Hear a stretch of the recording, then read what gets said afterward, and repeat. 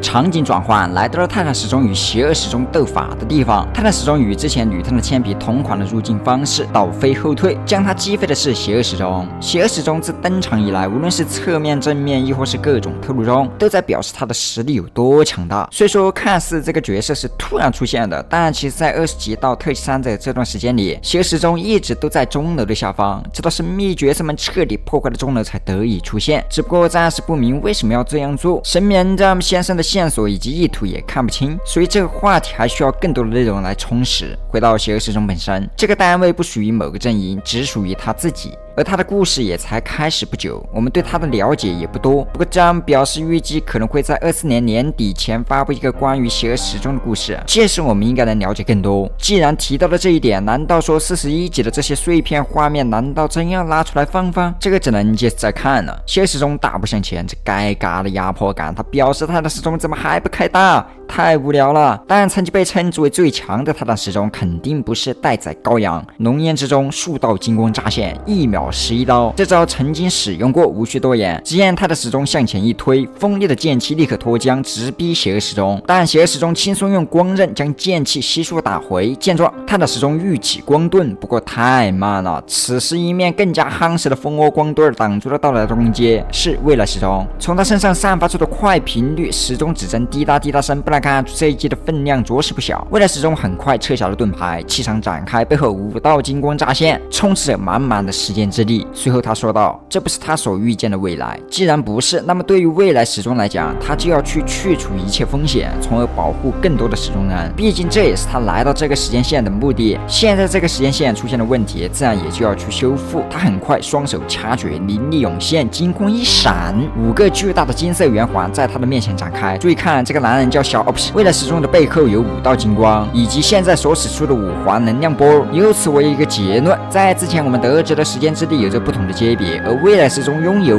5种阶别，正好对上了此时的5道纹路。如果是这样的话，那么这就非常的细节。好家伙，真的玄幻起来了，科技修仙是吧？展示境界是吧？不枉我有一堆的形容词。但纵使它的特效华丽，而他的对手是一个拥有10种不同界别的邪恶时钟，等级算是碾压了。这一击下去，毫无意外的被一刃斩掉。未来时钟化身超人直奔邪恶时钟，邪恶时钟则是从背后飞出2根巨型指针，很快便用针柄困住了未来时钟，导致无法动弹。见状，邪恶时钟俯视未来时钟，既见未来，为何不败？未来时钟太自信了，因为他觉得自己是所有时钟力量的源泉，在玩时间上哪有人出其左右？不过他的对手是一个未知的存在，等级压制太大了。纵使如此，未来时钟依旧不信邪，他挣脱了控制，继续冲撞邪恶时钟。随着一声钟声，他被弹了回来。可以看到这声过后，包括他的时钟也出现了不适的举动，未来时钟的头也在高频旋转。很明显，刚刚的钟声似乎对时钟人有着一定的反克制作用，起到了与磁铁大同小异的效果，可以理解为玄幻中的精神攻击。短暂使目标无法及时做出反应，脑壳痛。这下不得不安静下来听对话了。邪恶时钟收回了2根指针，随后讲述了为什么未来时钟不是时钟力量的源泉。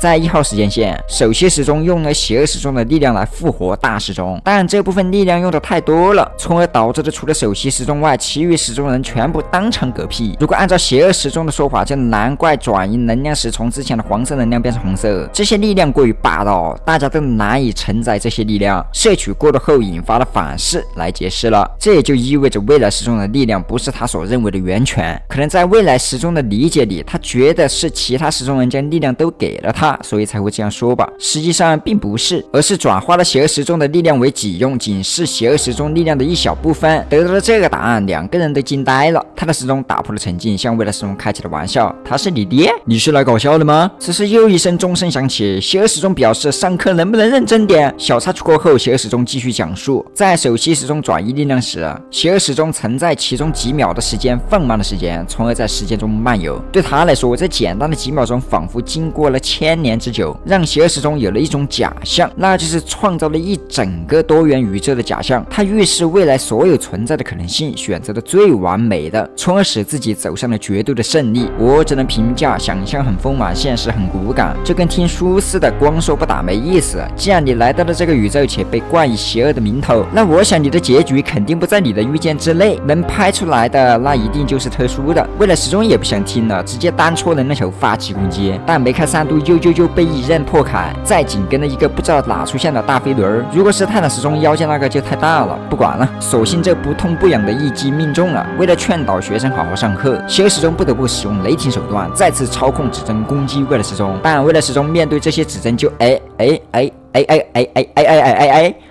刺是刺不中的，只能像先前一样靠拍，一击中地打了下去。泰坦时钟见状原地起跳，给我坐下！这下不得不再次听讲了。邪恶时钟继续讲述，有很多方式可以羞辱、击败乃至束缚邪恶时钟，因为它本身也不是不可战胜的，但它必须要成为不可战胜的。在邪恶时钟预知的所有未来时间线中，选择了一条最完美的霸主之路。好，不知道为啥感觉有点牛头不对马嘴，好汉不提当年，更别提未来。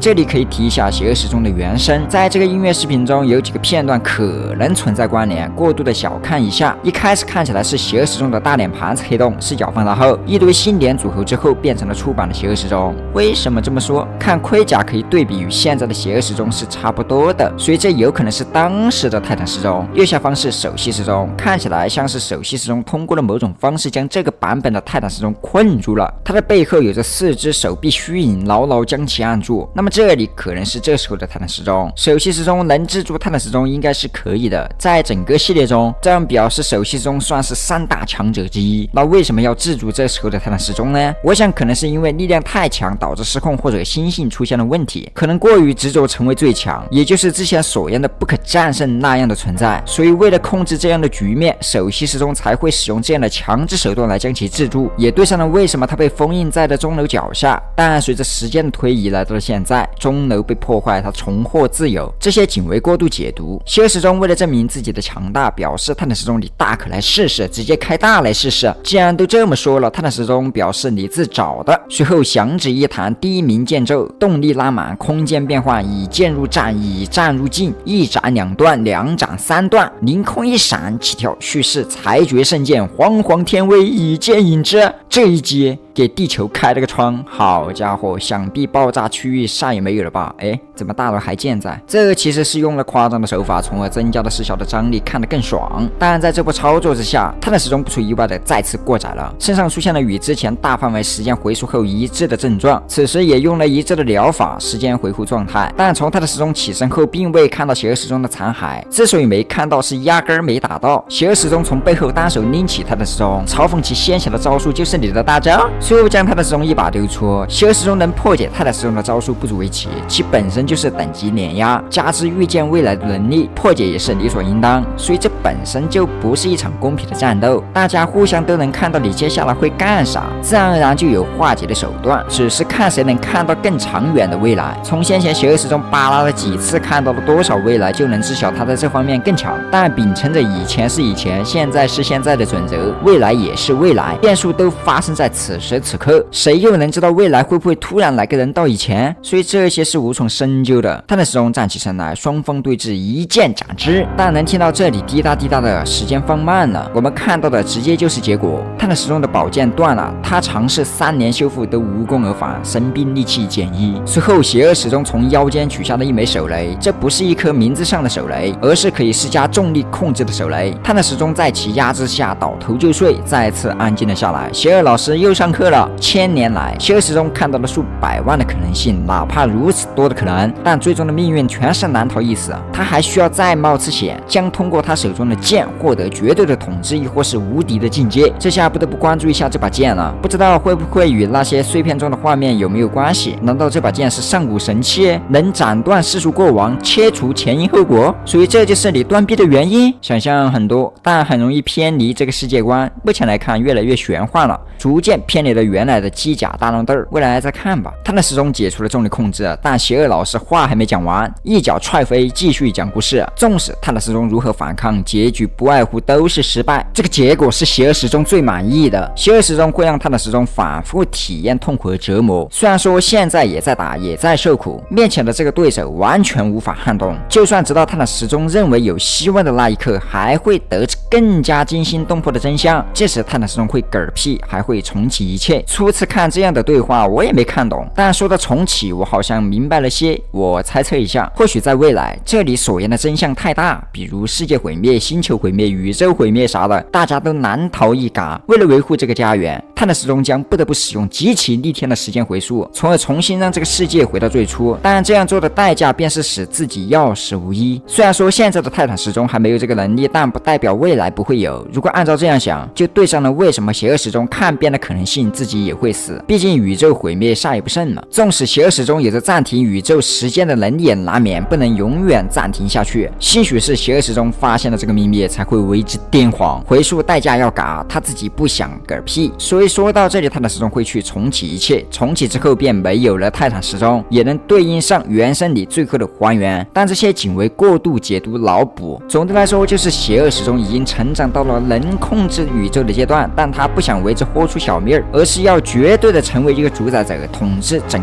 个多元宇宙。可以说付出是没有的，野心是不小的，但结局我想这样不会如他所愿的。之后未来时钟睡醒了，武道金光展开，背后出现了一只金色虚影大手，紧接着邪恶时钟背后传送门亮起，虚影大手将其推了进去，未来时钟紧跟而上。之前这样的传送通道也出现过，可以穿梭在各个多元宇宙。那么此刻他们可能是去到了别的宇宙，不然不用多此一举。泰坦时钟捡起残存的宝剑，扫了一眼废墟之后也跟了上去。不知道过了多久，来到了一个看起来与先前战场废墟差不多的地方，应该是同个位置。出现了一个女性单位的角色，这个角色名叫艾莎，是另一个多元宇宙的大时钟单位。在未来的43集中可以了解到更多关于她的内容。她现在正在与一个名为13代号洞99的人通话。艾莎将所见的情况告知了电话的另一头，这里的情况并不好，多元宇宙的秘密之战已经开始，邪恶时钟被释放出来了。得知了这个消息的另一头立刻放下了手中的游戏机，并称将会带一些其他人过来。那么这么说来，这个地方应该就是主时间线了。不久前才刚经历的战斗，现在别的宇宙的大时钟就通过了某种手段穿梭了过来。显然关注这件事的还有其他宇宙，